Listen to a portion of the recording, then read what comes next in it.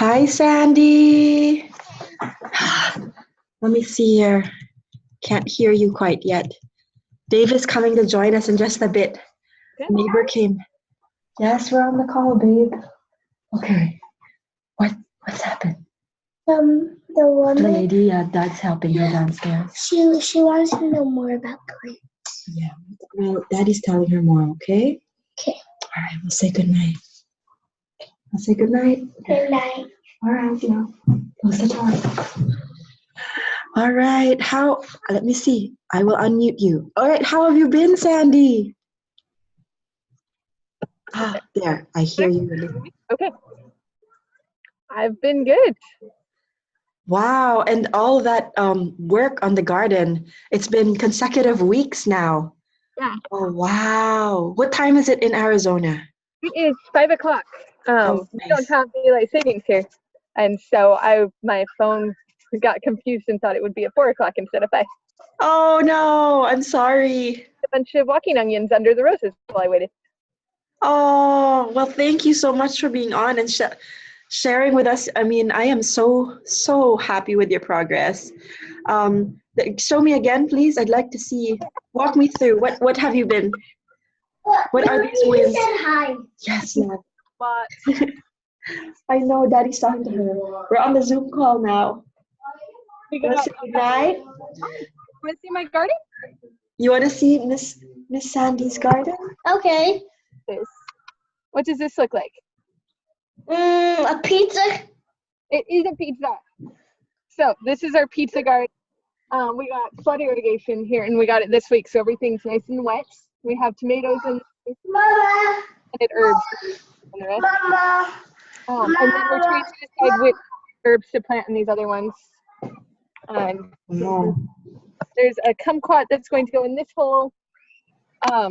This is totally underwater when we irrigate, so we like to stay a tic-tac-toe board for now. And try to decide what to read. Oh, wow. And do you want to take them? Everybody, they will just bring these guys to bed. Come on, say Okay? goodnight. Good night, love.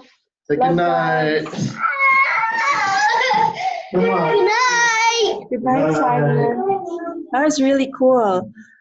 So when you say flood irrigation, how do you do that, Sandy? So I can take you over and see that too. So flood irrigation means that we literally open floodgates every 13 days, and then it floods the property. And so we've been learning a lot about berms and swales and how to keep water where we want it and try to keep it out of where we don't want it. Yes. And so we have, like, it just gets under a couple inches of water all over. So it's a matter of figuring out, like,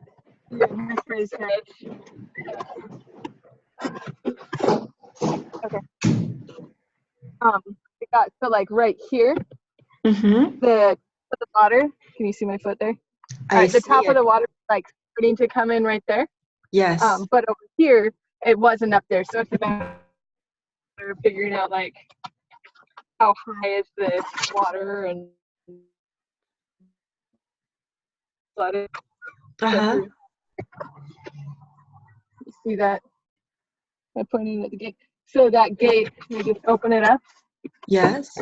And just lift it up, and then water comes pouring out of it. We did it just an hour this time. So we've done it longer, we've done it shorter. And then it floods the property and waters everything a little deeper by getting a lot of water all at once. And where is the source from originally? It's all reclaimed water, but I think something that's like not the reclaimed water they put on farmers' fields, because they're not allowed to send that to residential areas.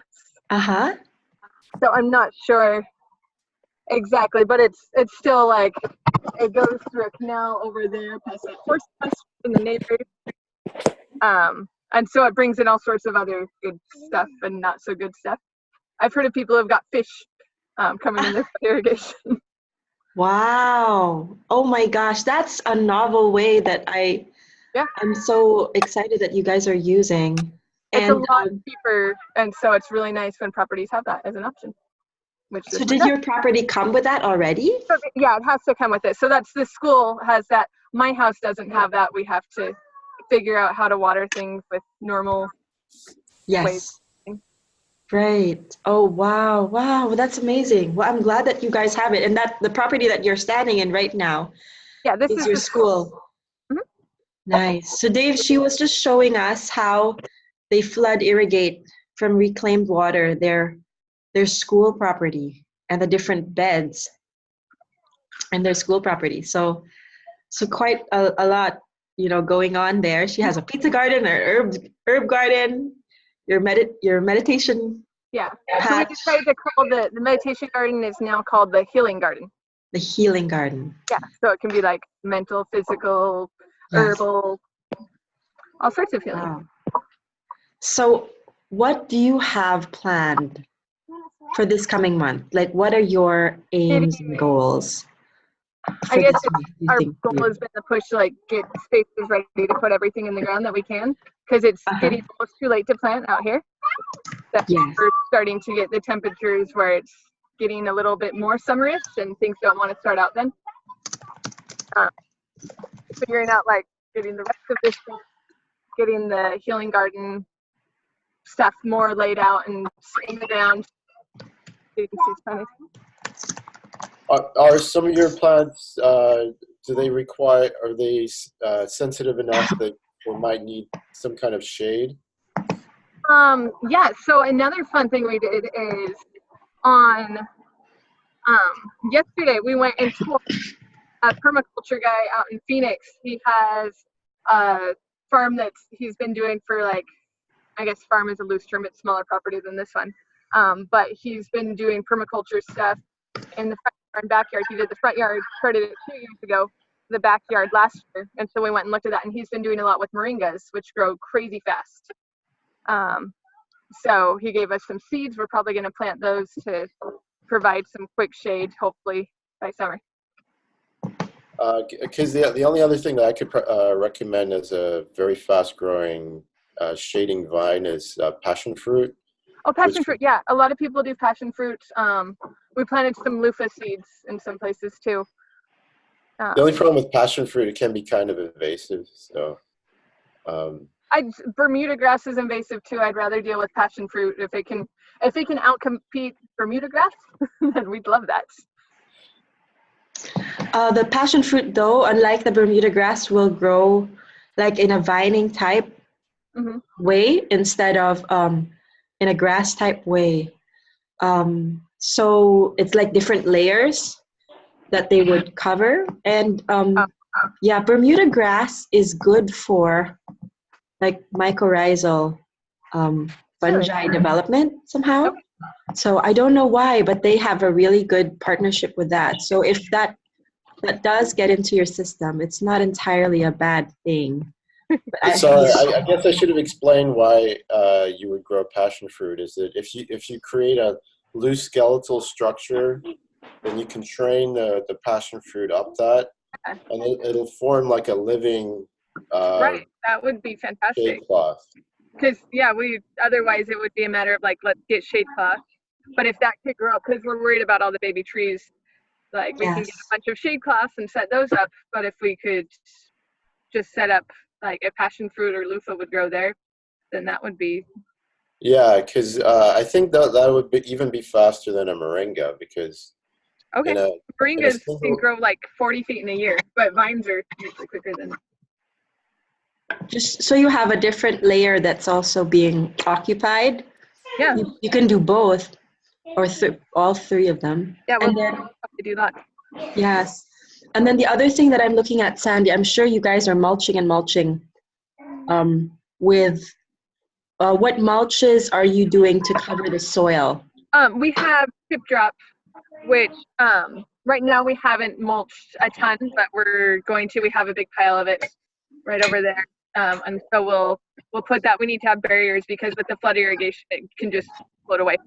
Yes, that's want it to stay, but we have bricks, and so that's something we're trying to force. We're trying to inspire our children to move so we can get sun. I think. Yes. Because if we have the bricks up, then we'll be able to mulch. The guy talked about yesterday, he had like a foot of mulch on everything. Good. So Yes. it's really good out here. Don't be afraid to over mulch, because you kind of can't really do that there. So that when your seedlings will grow up in between the mulch, then they'll all be protected and will help keep that moisture in.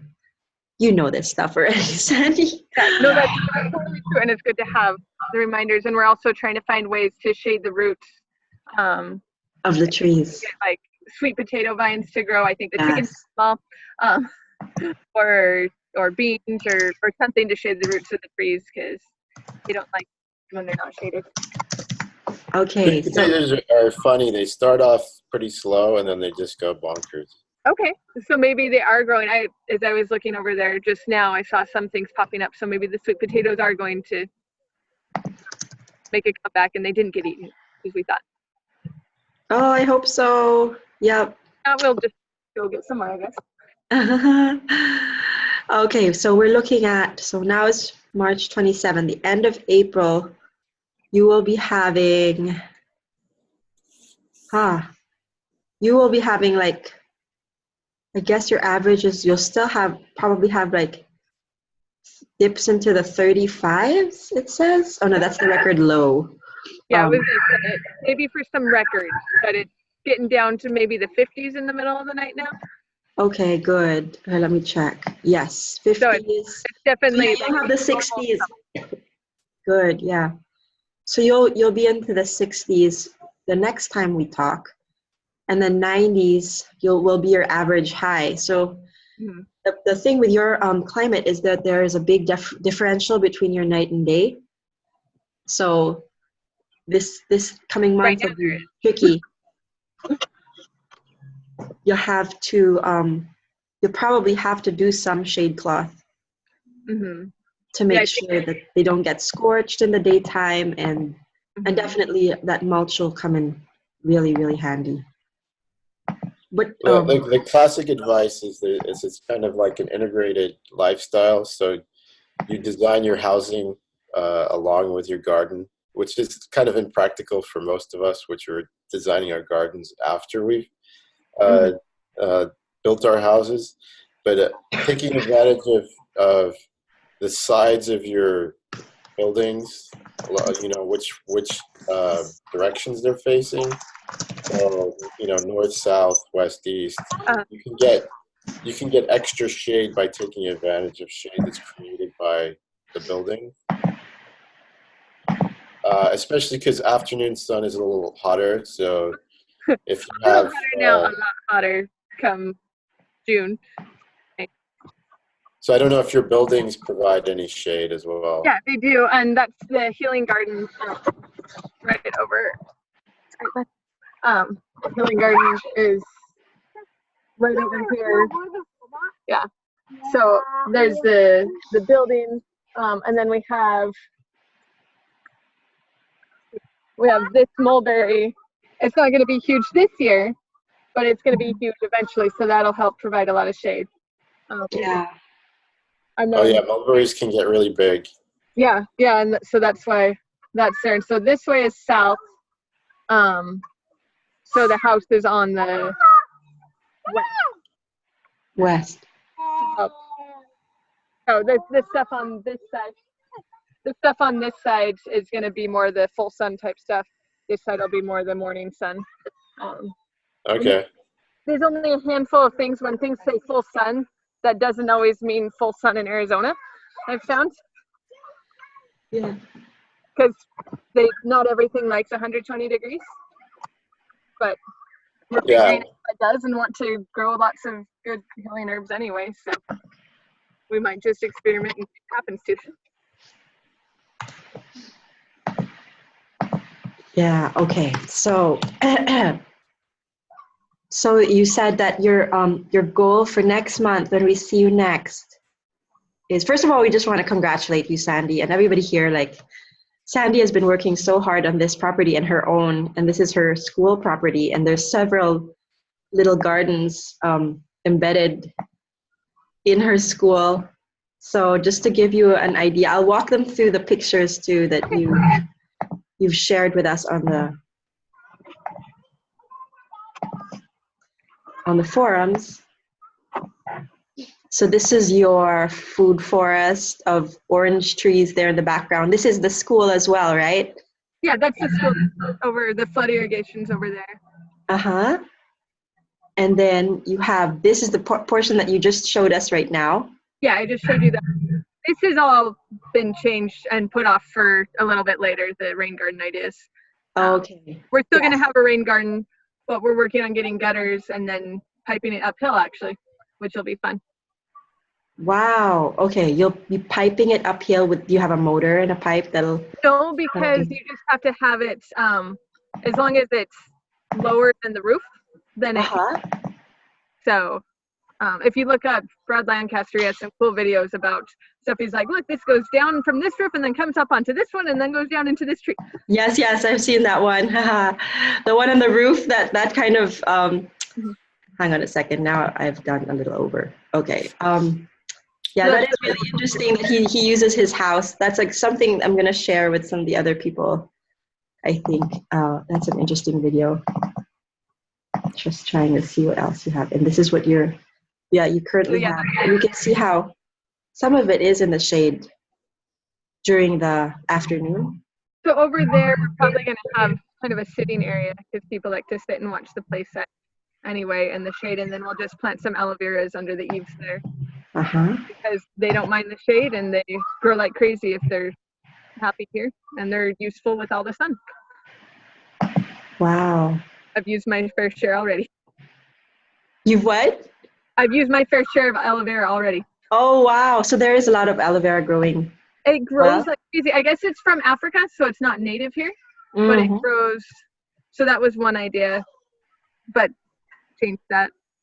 But the trees are still there. Okay. But we found having, like, when we actually got down here and started moving rocks around, just having lots of circles is kind of, so yeah, the rain garden's up there now. So it's uphill by some. Right here. Yes. Yeah. Which will be. This is where you planted all those trees? Yeah, so that's where all the trees are. Wow, this really is a big operation. That's amazing. I'm so glad I'm not the only one working on it. Yes. So do you work on it every day? Every other day or so? It depends. Some days I feel like I need to be taking care of stuff at home, but I'm usually here doing something. Oh my gosh. Well, I am there. And that's your pizza garden. That's really fun. Yeah. Yay. Well, it helped. We were here one time when the kids came out on break and we said, hey, everybody, grab a rock and put them here. And so we showed them where they went and it went so much faster than having adults moving on. But the kids, they were so excited and then they got to pick a rock that they're going to paint. Yeah, for that pizza garden. All right, tell us about this spot. The hugelkultur? Yes. There. It's the hugelkultur beds that we wanted to try that out and see what happens. We don't have anything planted in it yet. Where is it located? It is in this next to the chicken coop. So just south of the food. South of the food forest. It's over right there where your mouse is. That's where the hugel. Nice. Yeah. So it does take a while for that hugel bed to disintegrate and dissolve, and maybe next year, just based on. Oh, yes, we did. When I was here, some melons got planted. So there's some baby melons and stuff planted in this one. Oh, there it is. Yep. Oh, it looks nice and rich, the soil there. Yeah, we got some compost. Nice. Okay. Shipped in. Well, you have several wins, Sandy. You have you have 4 different little gardens or 5. Really, so many little projects on one property. A lot of stuff, and we just want to get it all established all at once, which sometimes happens and sometimes doesn't. Yeah. So your likelihood of stuff working is higher because you're starting so many things. But let's see. Do you find any obstacles? Like, what are the hardest things what are the biggest challenges? Bermuda grass is one of the things that we're fighting against it, and we want to try to fight against now, because it's not fun to go out and pull out grass when it's 100 degrees out. Okay. So if you have any neat tricks for keeping that. Have you heard about solarizing your soil? Yes, I have. Yeah. So there's some areas that we would do that, and some areas that, like we might do that over at the rain garden. We probably will do that in the rain garden area, and then have it solarized, and then do a monsoon garden come July or August. Okay. But the rest of the place where we want a lawn, and that's like the go-to lawn out here in Arizona, because it does well in the summer compared to anything else that dies. But having it not in like the healing garden area, but only over here. Excuse me. I guess when you do pull it out, you have to be ready with the herb or the thing that you would like to put in its place. Okay. So whatever there is, and I'll research this for you. I just learned about this myself from John Jevons, but he has some sort of a self-fertilizing herb lawn. Ooh. So. Oh yeah, herb lawns are awesome. The ones I'm familiar with don't well out here. Otherwise, I would totally do that. Yes, I'm wondering what would be compatible with your Arizona soils. So let me just check into that and see which ones, and give you the list, and then you can say, oh, this would work and this would not work. Because then you have a replacement whenever you pull the weeds out, then you have something to put in right away. Yeah, and if you have any other suggestions, we got some walking onions that we're planting next to the roses, and so have a walking onion versus grass competition. And yes, and if whatever you have, you just put it in like your walking onion or. I think the other thing is with these kind of invasive grasses, I'm not as familiar with Bermuda, but I remember reading about what's they call it, kudzu grass. Yeah, what you're trying to do in some cases is build a barrier, because they're going to constantly try to invade. Yeah. So if you have an entire barrier wall of whatever your replacement, or a species that can prevent it from breaking through. So if there's like a plant that you have as a barrier of plants, not just a barrier. Yeah. Or something. Because I think the problem is if you just do a one-to-one kind of replacement, then it's just going to be this melee where they're constantly fighting each other. But you want to kind of keep them out eventually, of getting into your garden in the first place. So that'd be like the suppressors in the guild is what we're trying to do. Yeah, well, it's something that has a shallow root system, but it's tenacious. So we'll research some stuff and get back to you on what is tenacious but likes 120-degree summers. So. Yeah. Or if it wants to be under a little bit of shade, that's okay. We can, because don't care if the grass is on the lawn area. We just don't want it taken over by the trees or the garden.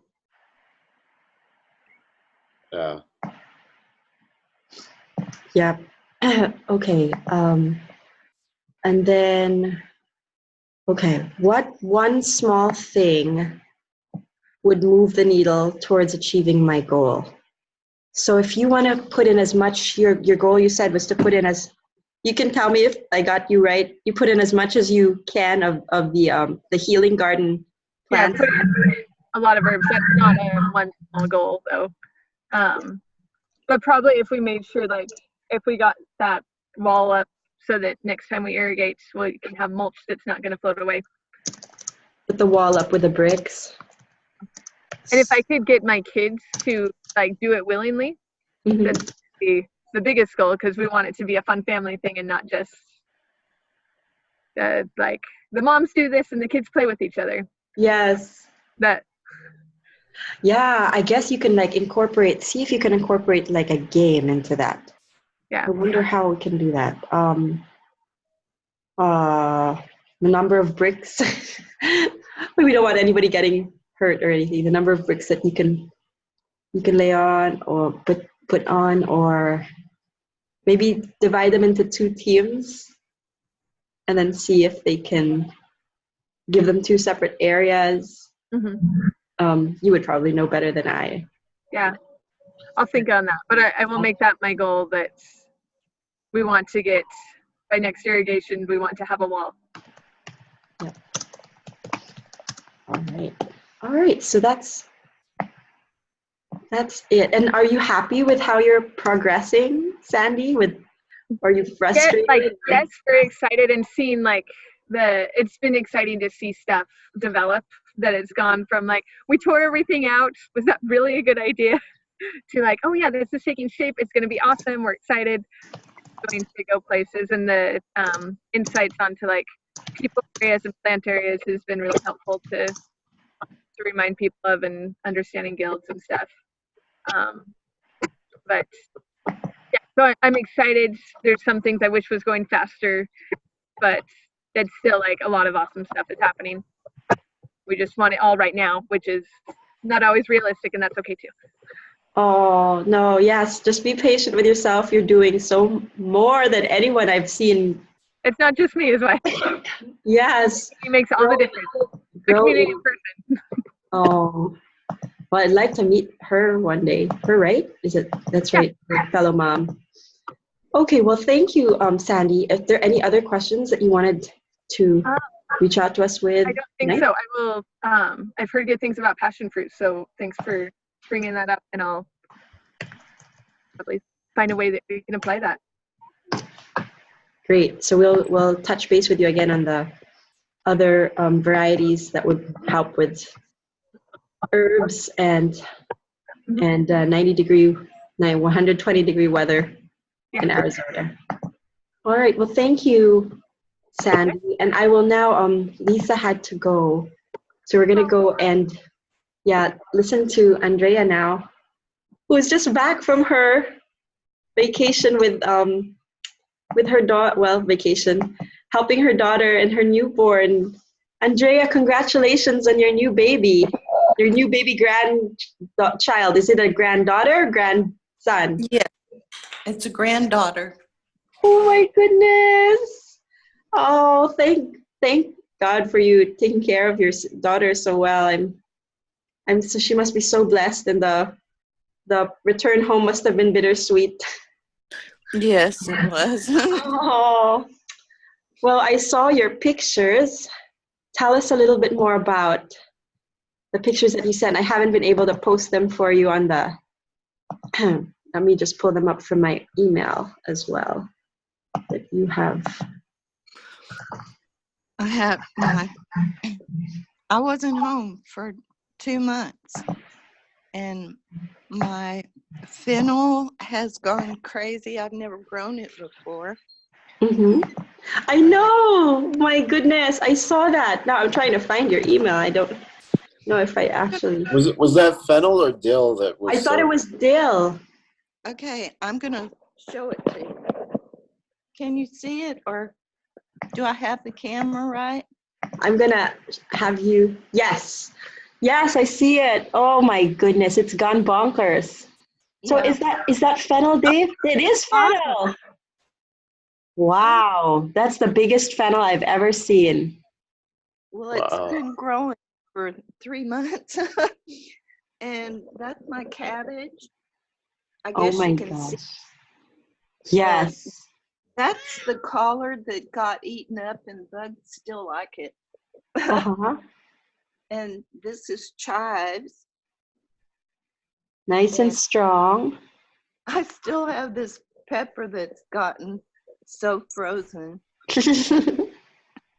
And I think that this is the broccoli right here. Bolted. And this is dill. That's the dill. Oh, yeah. And this is a collard that didn't get eaten, but is it supposed to flower? Yeah, all brassicas, if it gets too hot, or if it's the second year, they'll try to flower. what you can do is you can, it looks really healthy still, so you can just cut off the flower stalk. Uh-huh. And it might repeatedly try to send up more flower stalks, but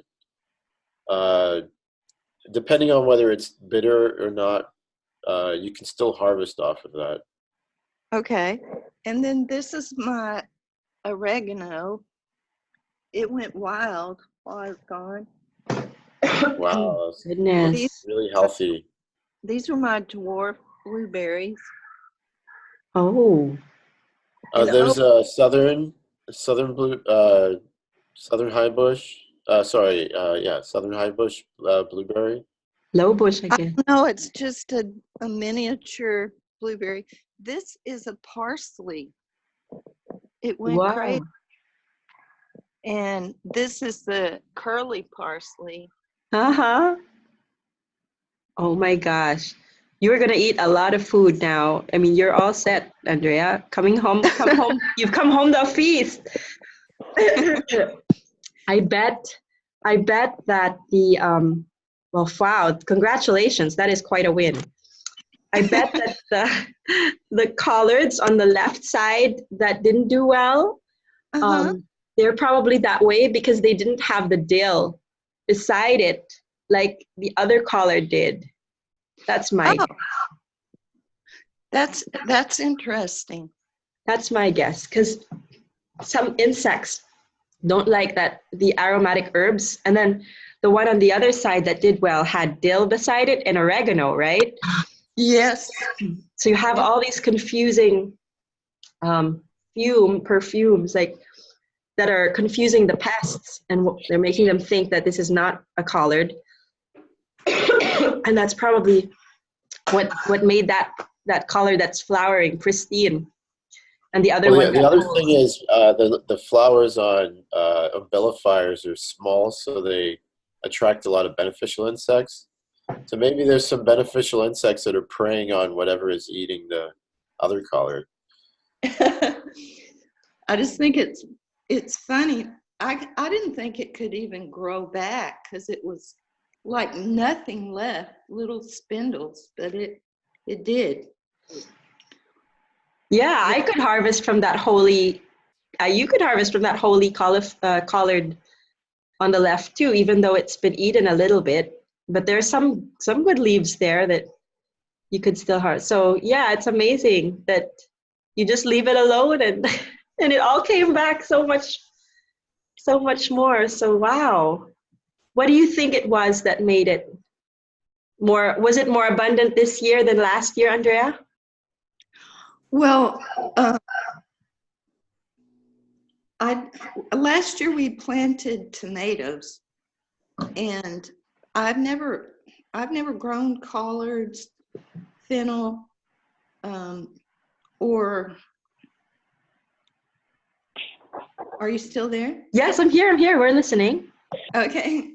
I have tried to grow dill before and parsley, but and some broccoli, but those other things I had never grown.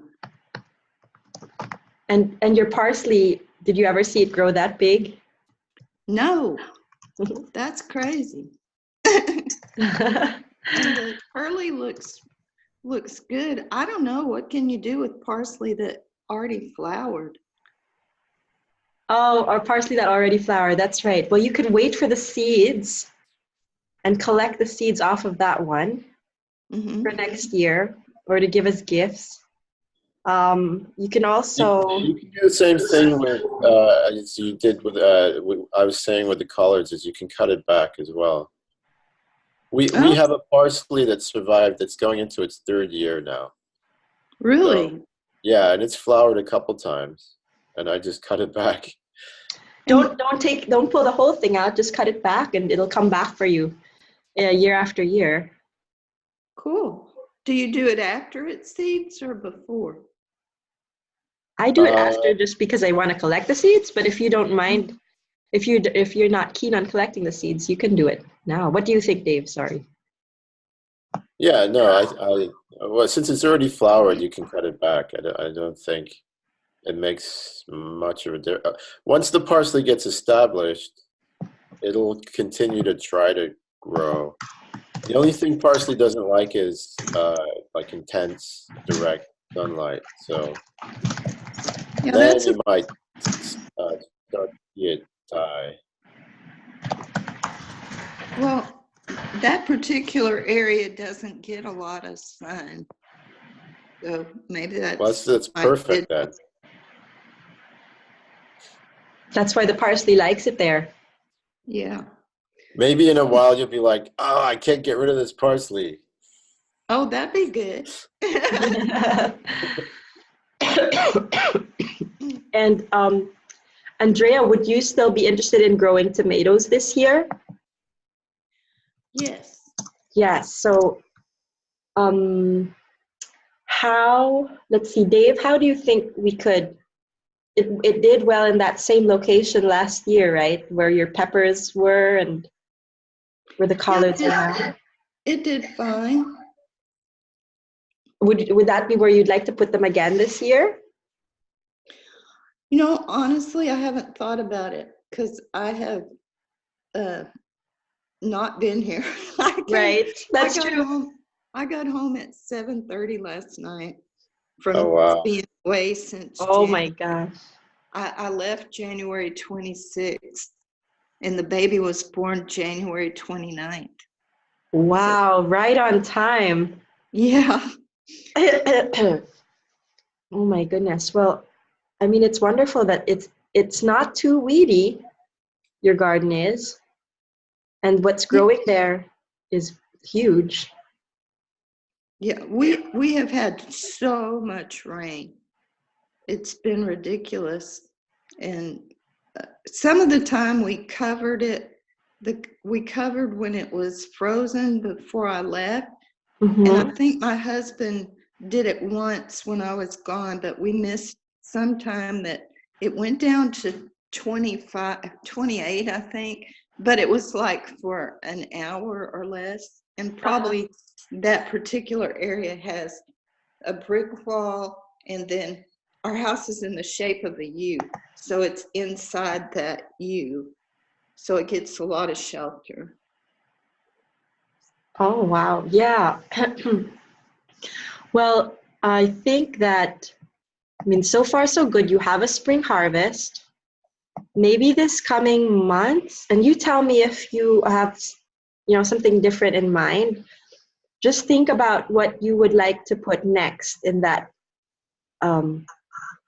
location, so that you know what seeds to start next. And your goal. One of the things that I covered in the Choosing Your Plants module of the core course is just one easy way to, if you're trying to figure out what you would grow, there's kind of 7 common annual plant families. So if you pick one species from each of those plant families, that makes a good diverse planting. So it's umbellifiers. So you already have the umbellifiers. You probably don't need those. But like cucurbits is one. If it's still raining a lot, it's going to love the rain. So that's like cucumbers and melons and things like that. Then you have solanaceas like your tomatoes and peppers. You have, I noticed I'm not sure if you're growing any what are called amaranths, like spinach or beets. I think she wanted to grow Swiss chard, right, Andrea? Yeah. Yeah, so that would be one that can do well even with, once it gets established, it can do well in the sun as well. And we have some Swiss chard that's also entering its 3rd year. Oh, wow. So you can have it produced for you for a while. Do you just cut it back? I mean, my daughter grew Swiss chard and it got so tall. I mean, it wasn't even good to eat anymore because it was so huge and old leaves, I guess. Do you just cut it back or what do you do?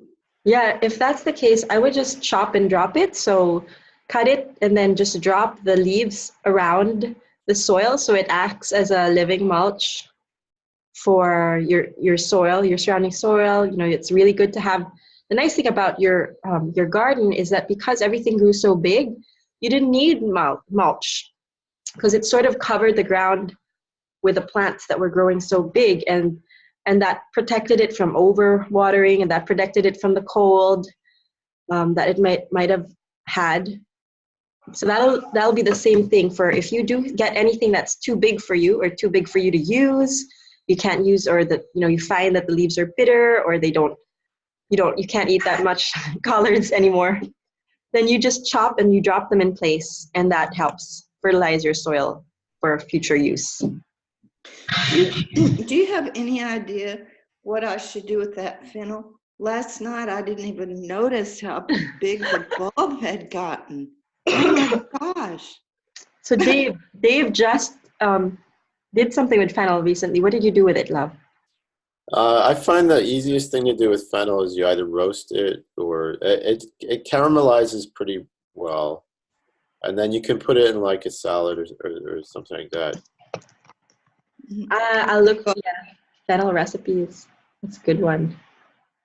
Roasted fennel. Dave did add it to a salad, but I can It's also usually add pretty it. mild tasting, so it's kind of like let's see. I don't even know how I would describe the taste of it.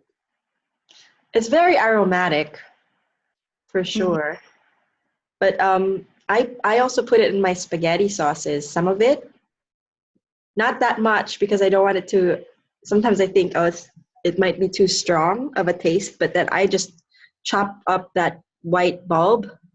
So I harvest the whole thing. So when you harvest it, then you'll have a gaping hole in your garden. So just be thinking what you want to put in its place if you do that. And then I chop it, and I can freeze some. That's a huge one. And then I just use it little by little in my soups and stews and sauces. And they just add a little different dimension to the flavor of your tomato sauce when you're using that. But Dave just used it in a salad this last weekend. So it was raw? It was roasted, right, love? Oh, no, I roasted it. Yeah, I roasted it first. Okay. You can stir fry it too, which is faster. So did you freeze the extra? How did you, or did y'all have? You mean you're talking about the fronds, the frondy part of it. Let's see, what do I do with the fronds? I think sometimes I will cut off the fronds, but I have used them in something before. I think you can just use it as on pastas if you chop it up finely. But yeah, the bulb is the more interesting part of it. Okay. And it also has a kind of Sandy was mentioning this. It's licorice like. So if you want to add that, you know how people add they add fennel seeds on pizza, in sausage. When you get this kind of like Italian sausage with fennel that you could. So you might even be able to gather the seeds, and that would be good in like sausage, like Italian sausage. So Andrea, Yes. What would you think your goal for next month would be? I know we suggested that it's a good time to choose your plants for the next season, but I don't want to impose that on you if you think that there's something more pressing or garden-wise. What do you think your goal should be? Well, for the next couple of weeks, it should be just planning. Yeah. Because I really, I really need to plan because I have not thought about that. I've been preoccupied with a So in a 2-year-old. good way, in a good way. Yes, a very active 2-year-old in addition to the new baby. So, Oh, she must have had such good grandma bonding time while you were there. Those are the precious moments. Oh my goodness. it was special. Excuse me. Okay, well, that's good. It's very concrete. So to plan your garden, the design course is a good place to start. I know we had talked about whether you should take it before you left in January or after, and now is a good time as ever because you have stuff in the garden anyway. It's a good in-between time to do that garden design work. It only takes 10 days, and hopefully that'll help solidify what it is that you want to do in that space for the coming month. So yeah, that could be. What do you think? I think that's perfect. Okay.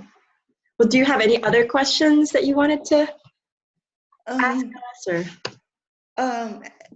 You've probably grown cabbage before. I don't know if that cabbage is ready or not. I didn't look that close. Do you just take the outer leaves and use them and let the middle grow, or what do you do? That cabbage is ready, Andrea. That cabbage is ready. Our cabbages never get that big. Because it just had that perfect, I don't know whether it's the variety or the fact that we don't have sun where we grow it, but that cabbage is pretty big, and I would harvest the whole thing and use it as sauerkraut, cut it up. I think you could harvest it with leaving a little bit of, I don't know actually, because when we harvest it, it never forms the head. So we're always harvesting the little outer leaves. And so it just kind of grows this stalk like a tree. So I don't know if it has that stalk underneath the head, Andrea. And if it does, then maybe you can preserve that stalk and see if something will grow back from that stump. Oh. Yeah, what do you suggest, Dave? Yeah, I think early on we weren't having much luck with heading cabbage. So I just switched over to growing other types like kale and collards. So as Nikki mentioned, that when we have grown heading cabbage, it was pretty small, like tennis ball size. So I don't know what the perfect time is on a heading cabbage on when you should harvest it, but I think it should still be pretty firm, because I know that there's a point where it'll just start to open up and degenerate. So you want it to still be firm when you do harvest it. Well, that's a good tip.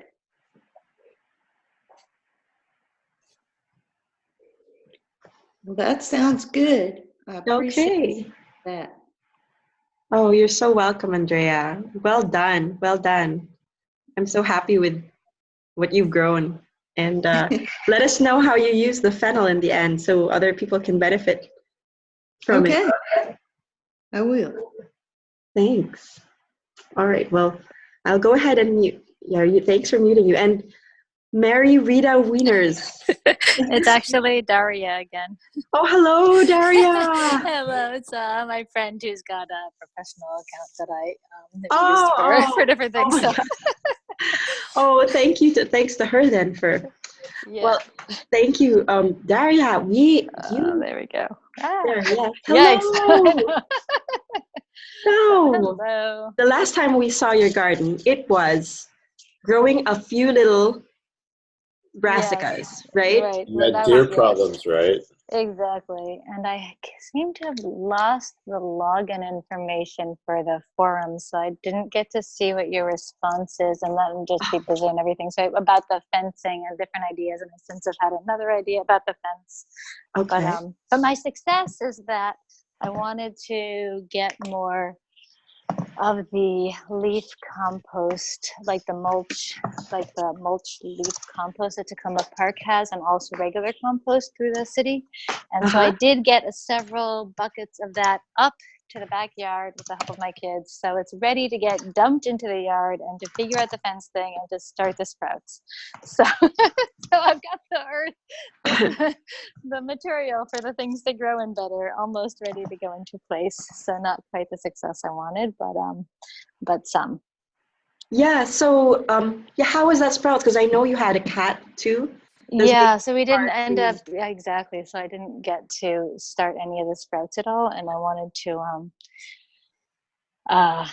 get them started with the trays and, like the paper towel with the wet paper towel, which really helped last time.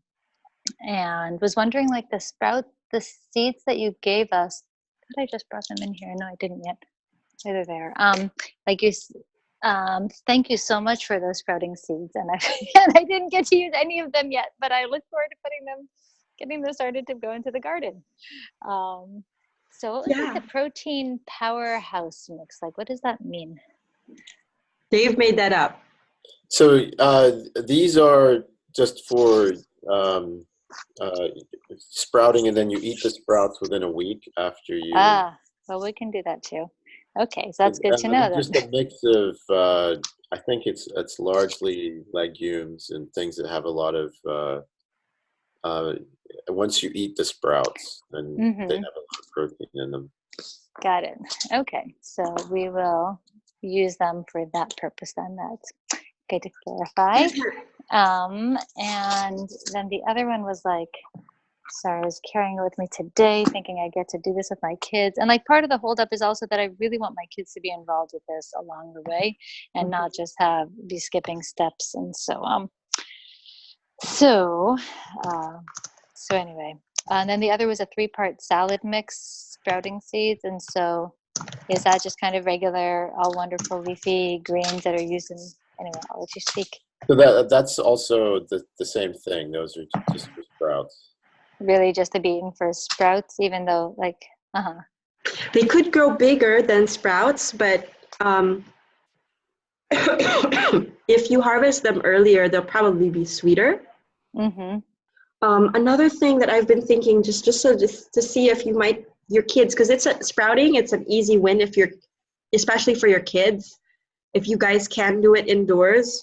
Now the weather is getting better, so maybe you can put it out, but still, do you know if you can, when you purchased your seed flats, maybe if we put a sort of plastic cover on top of it for, let me see if I can find any examples here, like a clear plastic.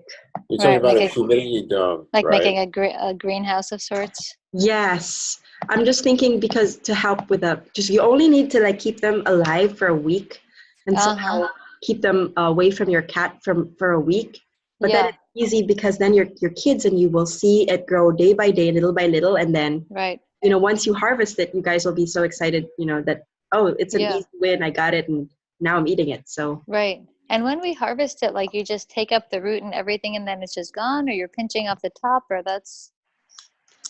Good question. Yeah, you just snip it. And in the sprouting course video, if you take that with the kids, it's like 3-minute videos every day for 7 days. Yeah. So let's say like you start it and then you watch a video with your kids like one day, and then you take a look at your tray, and then you see you compare and see if it's the same thing, because we'll be growing different things from what I'm growing in the video. And at the end, you'll see that I just take a scissors and I just snip it off. So that I don't get the soil in my food. I don't have to wash it. I just snip it off on top, like cutting hair, and then you can add it to your soups and salads, rinse it up. But the point is one seed is one plant, and then it's done after you eat it, as opposed to like lettuce where you're harvesting the leaves on the outside. Yes. Okay. But I always feel so bad. I'm like, oh no, but this could be growing into something else. Well, you can save some. No, then if you have 2 packs, then just do one and do the lettuce one outside. In the garden if you'd like, or start them indoors and then transplant them like we showed you in the course. That's what I was thinking to do. So do the first one. Yes. So just have first one and just sprouting for sprouting purposes, and then the next batch for sowing outdoors. Yeah. Okay. Or like half the tray. And so if in the sprouting, like, so when we did it in the fall, because when we did it in the fall, we actually sprouted a bunch of different seeds, and then there was like all the torrential rains, and it was outside, it was inside, then it was outside. It was all before the cat, and it was all the rains, and the garden wasn't set up, so there was nowhere to put them, and so they drowned and died. So, so with the but we started at first with a paper towel to kind of help like wet damp paper towel to help the germination go faster. So in the sprouting course, do you start with that, or you just put them directly into the soil? And We just sprinkle them on the soil. Okay. So it's different from seed starting, where your kids and you will learn how to kind of intentionally plant the seeds one by one. But in the sprouting, you just dust them on the top, maybe cover them a little loosely on top with soil. But yeah, the best is really to go step by step. I'll look at the videos. Yeah, just because you were concerned about not skipping steps, and I want to make sure that it's only 3 minutes a day, and at the end you feel like yes, and your kids will be like, yeah, we finished that little module. And got it. Yeah, okay, good. Thank you. But no, that's helpful to just have that real clear understanding of the difference between like the seed starting for sprouts that you're going to transplant versus. So great. I will look at that, and that'll be fun to do. I never got around to doing a soil sample yet either. That's okay. I saw your first set of things. And so then I'm like thinking, well, the soil is mostly a raised bed because it's, this leaf mulch.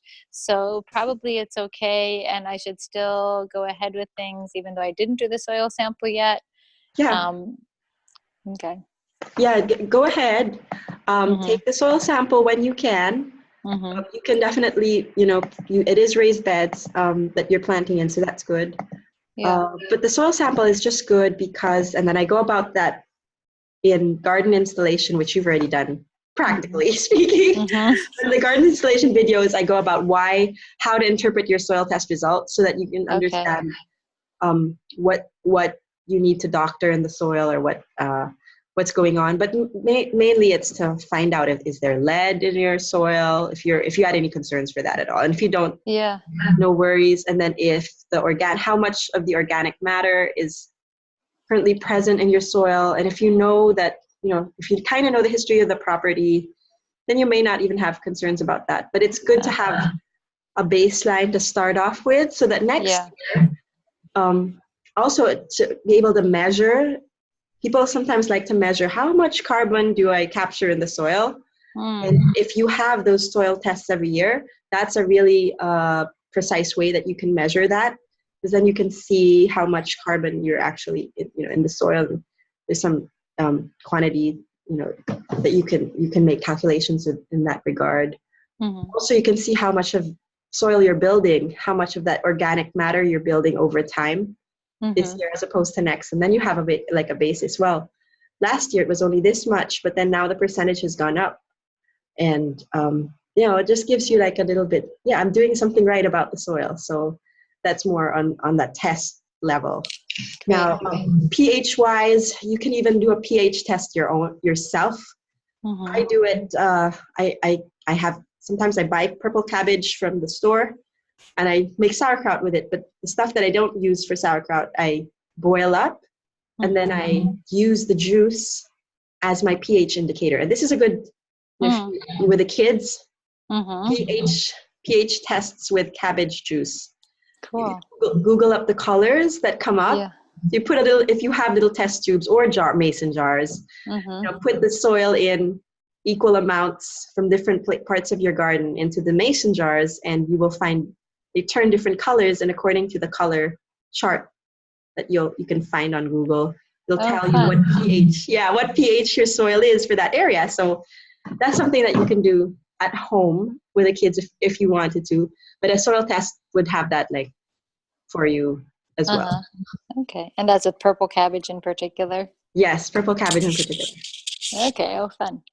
Have the potatoes arrived yet? Yes, thank you so much. And I'm like, kids, read. And we actually had started we were reading something about just growing an indoor plant from a potato and like, you know, letting it grow and do a whole thing and get all viney. And so we had actually started that, when was that?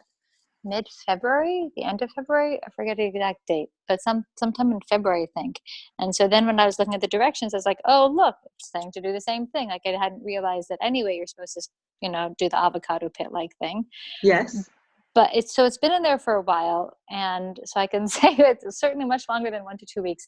There are a ton of like little roots and like a couple green sprouts, but they aren't really growing into the big viney thing that it said was going to happen, and which is fun. It's just been a curious experiment, and then kind of gives me a heads up to like, oh wait, look, it is supposed to get roots, and is it like, you know, we would have stopped it much earlier, but there's a point where it actually does better to just put it in the ground, because potatoes are cool weather crops. They they can hack if there's a frost.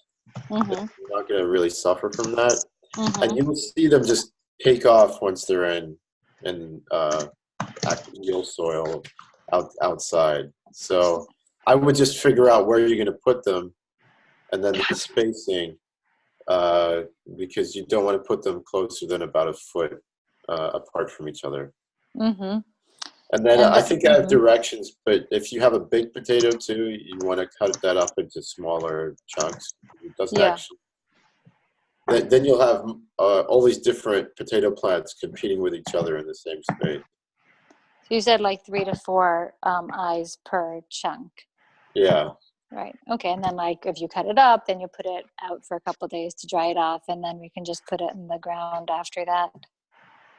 Plus, if you're having trouble thinking about trying to figure out how to protect the sprouts from your cat, then there are a few things you can direct sow that are perfect for now. So you can do peas. It's the perfect time to sow peas. Oh, great. In our area. So they sprout within a week. They germinate. So even if it's outside and we get odd weather, it would definitely be within 2 weeks that you start to see peas growing. So that can be something that gives you that immediate impact for the kids. Yeah. With the peas though, if you have peas that are climbing, which is normally what you get when you buy them, then just make sure you have some sort of bamboo trellising that the peas will I have like a thing that I was just thinking where I would put that, and so so great. So it's like probably 4x4, because it was like a square garden that I had before, like a metal kind of view with the mesh net on it. And I was just thinking tonight, would I be able, again, I get so little direct sun, especially once all the leaves will fill out here on the trees, that should I put it so at the far edge of the garden so that I'm only growing on one side of it, or do we think that since it's so shady, it doesn't really matter, I should move it forward so that I can have things growing from both sides? Does that make sense? I think, do you have any power over whether you can prune those trees around your property or not? I don't even know like how much is it the trees right on our property versus all the trees that are right around, that Tacoma Park beautiful trees things, and they're so high up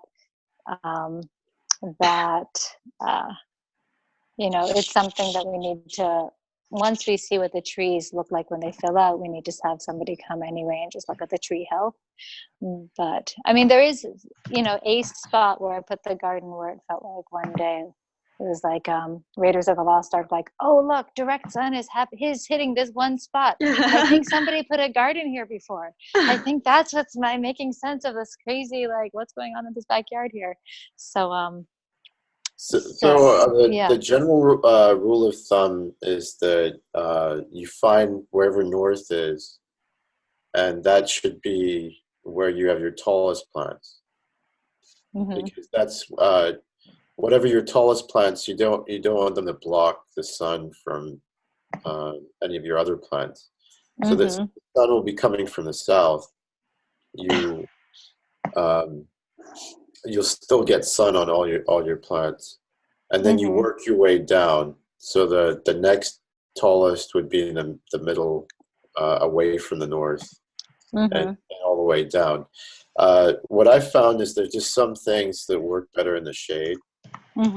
So potatoes work fine, peas work fine, but there are some things like fruiting crops that just I haven't got much of a yield in the shade. So, also, you have to look at the time of the year. Like our backyard gets a lot of sun for 6 months of the year, and then it's completely in shade the rest of the year. So it's good for very short, intense seasonal things. So during the summer, so I grow a lot of vining crops, because then those tend to get a little more sun as well, because they'll grow up in 3 dimensions. You might be able to have luck with something like a cucumber, as long as you can get it to climb up. We grow a variety called Japanese climbing, which I found really superior to most of the other varieties I've tried, because it's very productive, and the cucumbers it produces are very uniform, and they range anywhere from a foot to 18 inches long. So just trying to think, there's a lot of herbs that grow well in the shade, so cilantro, parsley, and then a lot of perennials actually will do well in the shade. We have a pawpaw tree which loves the shade, because it's used to growing in kind of wet, damp climates. Strawberries do well in shade. Well, they will do better in the sun, but they can produce, especially everbearing types. I found they tend to do better in the shade than the Juneberry strawberries. What kind did you say? Everbearing. It's called everbearing. So there's 2 types of strawberries. One will produce a single large crop in June. So they're called Juneberry. Everbearing will actually off and on again produce strawberries from about June till September. So the harvests will not be so big in June, but they tend to produce for a longer period of time. So that's the variety that I found does better in shade. So with the timing of these different things, so you talked about starting peas now. Should I just look at the packets, at the seed packets? I was thinking to see, some of them don't say so clearly. Some of the seed packets I've purchased before say, start whatever, have the map and of the seasons and things. But like I just picked up at the co-op, I was like, I just got to get some seeds to get started with something. So I got like some kale and also a cucumber, just like a pickling cucumber or something like that. I think that's all I picked up. I thought I picked up, I picked up some turnips too. So do the turnips and peas first, but not the cucumber yet. Okay. Well, if you find a safe place to start the cucumber, I would start at like mid-April. We've had a lot of luck putting our summer stuff out in this area in May, beginning of May. So that includes tomatoes, peppers, melons, cucumbers, beans. All of that stuff is safe to go outside May 1st. But we'll start some of that stuff earlier. Cucumbers are really fast growing, so you can start them just a week or 2 before May.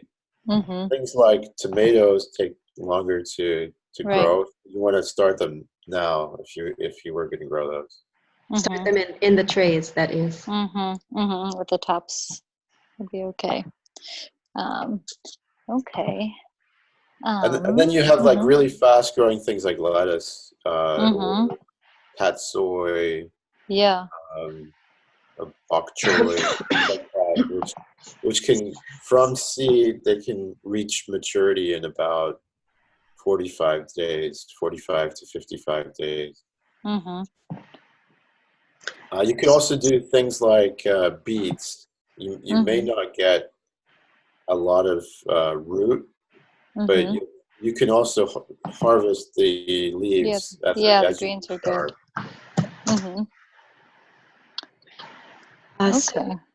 So Daria, if you wanted to look at the replies in the forums, also Danielle Beer contributed some, and thank you Danielle and Sandy for commenting on some of the other posts. Oh, great. Thank you. Yes, then the forums is your email, the login is your email, and your last name 123 is the password. And then you can change it as Got it. So but I will also email that to you. And it has Dave in the forums shares a whole host of what works well in the shade. Okay, I apologize for the repeat. No, not at all. Not at all. This is good because then it'll just also make it, before we knew what grows well in the shade, we had to hear it over and over again and read it over and over again too. So, and see it actually growing in the shade before we knew what it was. So he does have a whole host of a list and the fence. Okay. Great. Okay. I will also add all the things that we talked about. Are there particular things that would make sense to start from plants instead of from seeds, or it's early enough that it makes sense to? So for instance, the ever-bearing strawberries that Dave was talking about, those things, it's much better to start from plants. Trees, of course, or anything that's bush type, it's better to start from the actual plants. So things that are more perennial. I would super recommend, if you want strawberries, you can get a much better deal online though. Yes. If you go to like a Home Depot or something, they'll charge you $5. It's too expensive. Strawberry plants. Where I get them from a place called Grow Organic, and they sell 25 for $7. Oh wow. So there's a shipping charge, but still that equates to a much better deal than $5 for 2 plants. Exactly. And then for seed packs also. I saw you guys are doing your seeds up. I was like, I have nothing to offer and I don't think I can make it then anyway, but maybe next year.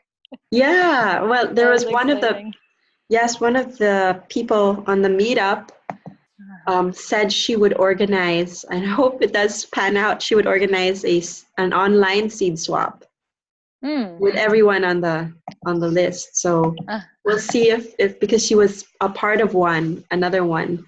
And so she got to learn the rules and how it goes and shipping. So she said she was able to get like 100 packets for $10. Oh, wow.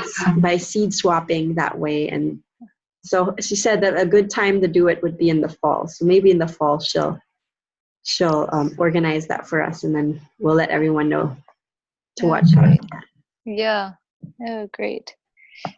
Great. Okay. Well, I guess again, I'll look at all the replies that are on the forum, and thank you to everybody for that. But one idea I had, I don't know if I mentioned that the wire that I have, the chicken wire that I bought for the fence originally, I completely screwed up the math, and I ended up doing the area instead of the circumference. So of the amount of chicken wire that I bought. So I have a lot of 4-foot-high chicken wire. And I was thinking, like, once I get the right size stake, if I do like if I have the 4 feet of chicken wire, and then like if the stake's like 6 feet tall or something, if this even makes sense to do, and then I could like cover over the top, so there's a 2-foot gap, but that's not a problem. And then I don't have to worry about if there's birds coming in or the deer thinking they jump over the top anyway, or anything. Like, is that a completely crazy? No, I've seen that where people actually enclose the whole raised bed with it's like even from the top, because they had cats that were using it, getting in there. Yes, getting in there. So just make sure you can get in there. Yeah, exactly. So You can get in there. And Yes. So that's where, yes. like, looking at whatever you said about the gate, like I still would need a gate, but then I could use the 4 foot vertically, and it's okay if there's a gap, and then somehow figure out how to cover the top. With the extra chicken wire that you have. Yeah, or something else, I guess, or I don't know, do a gap and then make it 8 foot tall because I've got the 2 4 feet. I don't know, like yeah, I don't know how you could just, I guess, if you get light structural support. They sell aluminum conduits.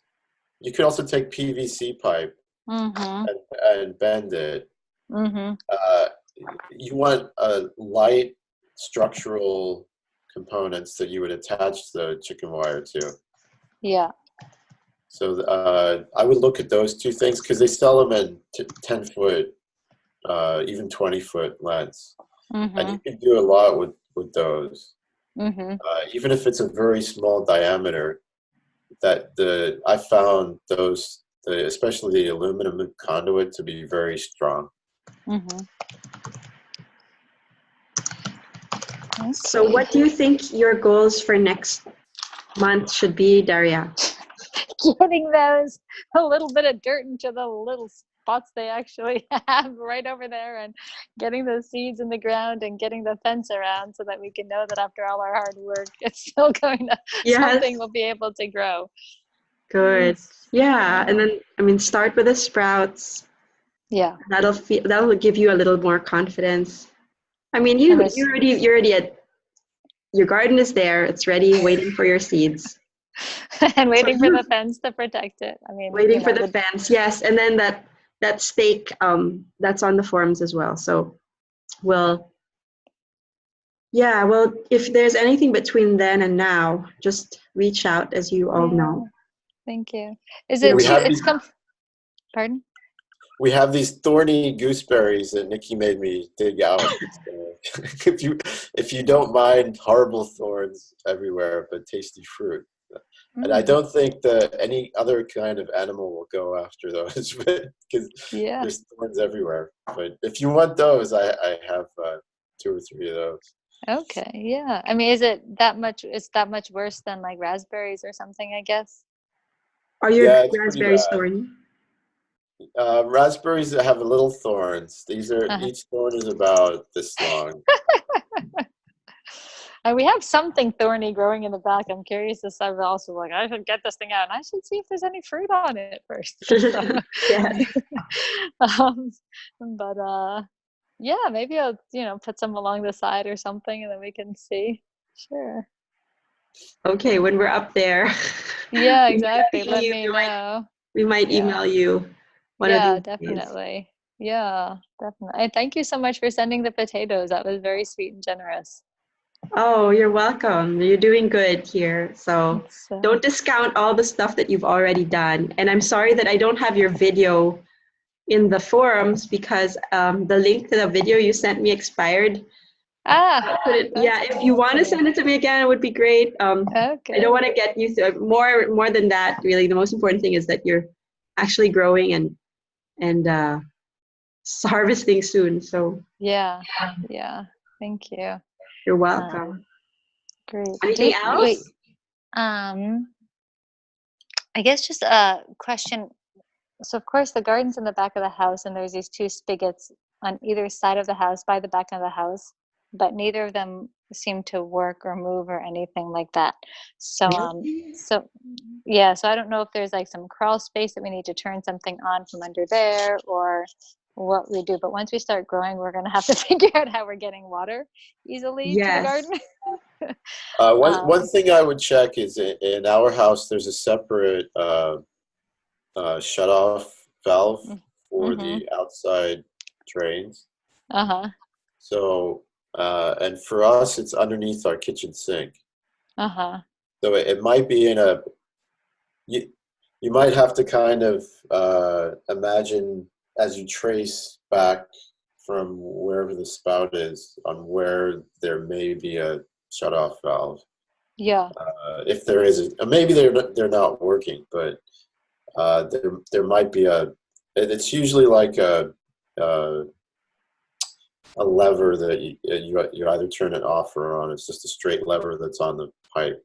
It should be accessible though. They don't usually put that behind drywall. So yeah, there's like, yeah, I'll have to look because the back of the house is like the very back of the house is a addition. It's not a very big addition, but so underneath all that is just crawl space actually. So so we'll go and explore and see if there's anything in the back corner because I think that's where it's going into, is into that side back of the house.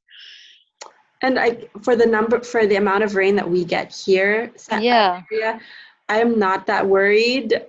You can always just get a pitcher of water and hand water with the size of your garden, right?